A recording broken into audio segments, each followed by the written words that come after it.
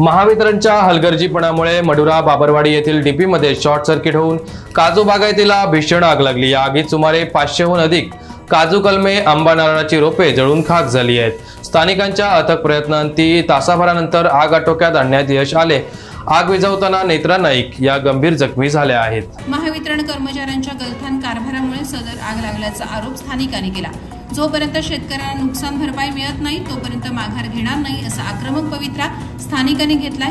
सदर आग आज सकाळी 10 वाजण्याच्या सुमारास लागली। या दुर्घटनेत पुंडलिक धुरी, नेत्रा नाईक, राधाबाई नाईक या शेतकऱ्यांचं नुकसान झालंय।